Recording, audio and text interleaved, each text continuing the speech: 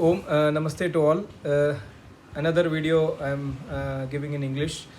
It's a very important topic, as you can see in the heading that God strictly prohibits consumption of non-vegetarian food. This is also the knowledge, whatever I am telling is I have gained from my Guruji, Swami Ram Swarupji Yogacharya. He lives in Himachal Pradesh. He is Ashtanga Yogi, philosopher of Vedas and a living legend. So this topic also I have taken from his book Protect the Holy Cow Says Vedas, and this book you can order from vedmandir.com. Again, I'm not promoting the sales of any books, but then very deep insight about not only cow production, also about the food habits of human beings has been discussed by my Guruji in this book. So I will, before going to the topic in the spiritual as per Vedic, I will also tell you, take a couple of minutes to explain to you scientific reasons as well on why humans should consume only vegetarian food. I have noted some points here. If you see, this is also written by my Guruji, and if you see the difference between a vegetarian animal and a non-vegetarian animal, I am saying animal including human beings. If you see the difference, the number one is like, let's say, the nails, the hands or a claws of animal, or a hand of a human being, and nails, the construction and the sharpness of nails. The nail of a dog or a cat or lion, tiger is basically their claws is used to tear the flesh and then consume it. But whereas human beings, they are the hands is not used for that. It's, you cannot tear the flesh, etc. So it is naturally given by God for consuming vegetarian food. And another one is the construction of teeth. The human beings as well as the vegetarian animals like cow, etc., has a flat teeth.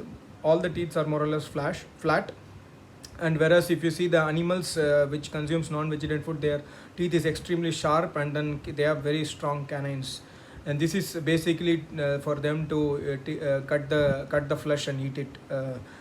And then if you see, there are some people who have asked my Guruji that there are these canines, very sharp teeth for human beings. This is given by God to consume non-vegetarian food. My Guruji has responded that this teeth is basically like, let's say you want to bite an apple or a guava or some hard fruit, then this teeth is used for that. Otherwise, this is not the purpose of cutting the flesh or eating the flesh. And the number three, if you see the way in which a vegetarian animal drinks water, we drink water by sipping. Even cow drink water by sipping.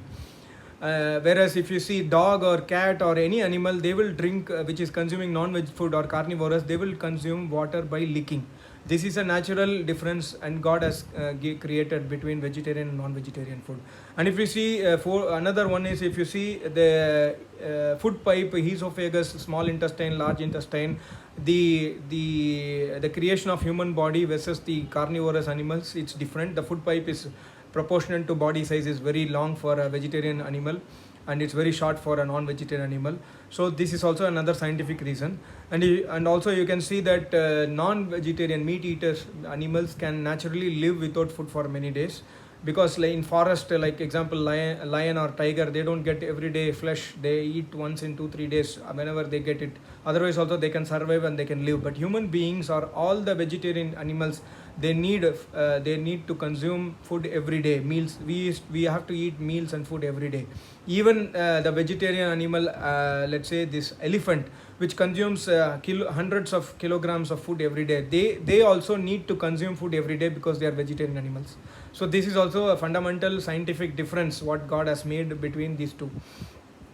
And also there are two more things which I read recently from another scientific journal, that apart from these two, number one is the sweat. All the human beings and all the vegetarian animals, they sweat naturally, and all the non-vegetarian animals, they don't sweat. This was very interesting. And one more interesting thing I found in that journal was human beings, when they take birth, or any cow or deer, when they take birth, their eyes is open. Whereas non-vegetarian, like dog, when it takes birth, its eyes is closed. All the non-vegetarian animals' eyes are closed when they take the birth. So this is also a natural difference what God has made during the birth of the kid. So this is also an indication that journal was telling. So I thought of sharing with you. So when it comes to the Adhyatmic or the spiritual aspect, I am just referring to the book what is written by my Guruji. Here it says there are two mantras referred by my Guruji. The number one is Rigveda mantra, 10th mandala, 27th sukta, 6th mantra. It says, God says, Shritpan, those who suck the blood of other animals and those who consume their flesh. God says, I am looking at them and I know them. And I also know the people who are striving hard to consume vegetarian food only. And God also says that these people who are consuming the flesh of animals are thankless persons, and my wrath and my anger will definitely and immediately fall upon them. This is what God wants in Rig Veda, 10th mandala. There are so many mantras which my Guruji has explained in all his discourses, but I've just taken one or two mantras here. And the other mantra from Atharva Veda, 1/16/4. Here it says that God is saying that if you kill an animal, or if you kill a cow or a horse or a human being, the punishment I give is same. God says the punishment is this person is fit to be killed by a bullet of glass. So God is not treating any differentiation between these the life of or value of the life of this. Either it's a human being or the other animals. God says it's equal. So that this also gives a very strong indication, very strong advice to human beings that do not kill and consume the flesh of animals. This is direct from Almighty God. And if you see the definition, there are some people, like, you may think that I am not consuming flesh, I am just washing utensils, or I am just making food for my family, but I am not consuming. Then this definition in Manusmriti Shloka 5/51 will clarify. It says, who are all the people who are considered as killer of animals, and equal punishment for them. It says very strong words, like he says Anumanta, one who is ordering to kill the animal, or kill the cow, or kill the horse, or kill the animal to consume the flesh, and one who cuts it into pieces, and one who is buying it, one who is selling it, and one who is cooking it, one who is serving it, one who is eating it, and one who is even washing that utensils. And all these people are killer of animals. This is what Manusmriti Manu Bhagavan wants. Manu Bhagavan was a great rishi. He lived several crores of years back in this planet, and he has written this Manusmriti. So he says these are the differentiations.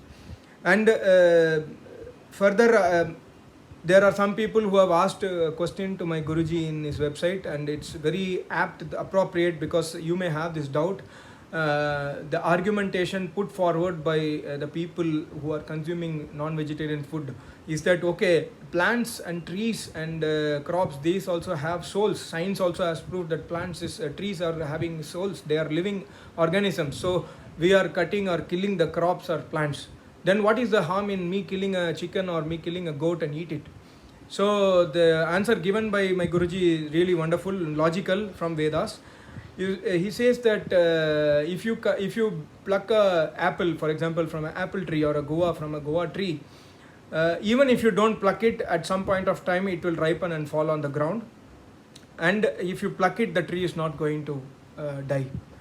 When you come to the crop, like example rice crop, every year or every once in 6 months, we cut the crops and then take the rice out of it. Here also my Guruji has told, as per Vedas, that once the crop is ripened, automatically the Jivatma, the soul residing inside the crop, it already goes away, and then it's already ripened. That's why it becomes ripened. The ripened means it is dead. The soul is already away. So you can cut it. This is order of God. It's the same.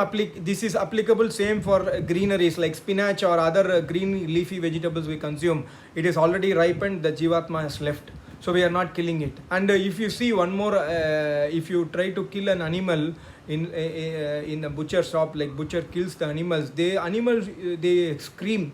They violently scream and they try to escape from this anger of death, or this sharp weapon what they are using. Because this shows that the resistance of the animal to save their life.